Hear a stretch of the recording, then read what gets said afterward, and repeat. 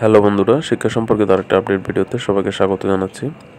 তো আজকের ভিডিওতে আমি ষষ্ঠ থেকে নবম শ্রেণীর নতুন অ্যাসাইনমেন্ট সম্পর্কে আপনাদেরকে জানিয়ে দিব। তো অবশ্যই পুরো ভিডিওটি দেখুন। শিক্ষার্থীদের অ্যাসাইনমেন্টের মাধ্যমে মূল্যায়ন 2021 শিক্ষাবর্ষ অব্যাহত থাকবে বলে মাধ্যমিক ও উচ্চশিক্ষা অধিদপ্তরের একাধিক কর্মকর্তা জানিয়েছেন।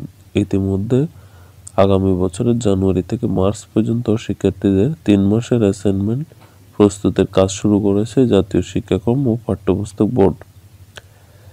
মাওসী সূত্রে জানা গেছে, শিক্ষার্থীদের অ্যাসাইনমেন্টের মাধ্যমে মূল্যায়নের বিষয়টি কার্যকর হওয়ায় আগামী বছর এটি অব্যাহত রাখা হবে।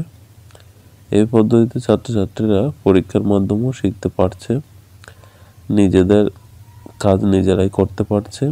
বিষয়টি সর্বমহলে ইতিবাচক হিসেবে দেখা হচ্ছে, তাই 2021 শিক্ষাবর্ষ এটি অব্যাহত রাখা হবে।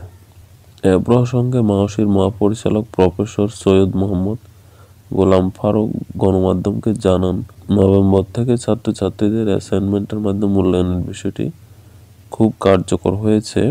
করোনা পরিস্থিতি স্বাভাবিক হলেও আমরা অ্যাসাইনমেন্টের মাধ্যমে মূল্যায়ন অব্যাহত রাখা হবে। তো বন্ধুরা, এই ছিল অ্যাসাইনমেন্ট সম্পর্কিত আজকের ভিডিও। তো আশা করি ভিডিওটি আপনাদের ভালো লেগেছে। তো ভিডিওটি ভালো লেগে থাকলে অবশ্যই একটি লাইক করবেন, কমেন্ট করবেন এবং ভিডিওটি সবার সাথে শেয়ার করে দিবেন। আর চ্যানেলে যদি নতুন হয়ে থাকেন অবশ্যই চ্যানেলটিকে সাবস্ক্রাইব করে দিবেন। আর যারা অলরেডি সাবস্ক্রাইব করেছেন তাদেরকে অসংখ্য ধন্যবাদ। তো সবাই ভালো থাকবেন, সুস্থ থাকবেন। আল্লাহ হাফেজ।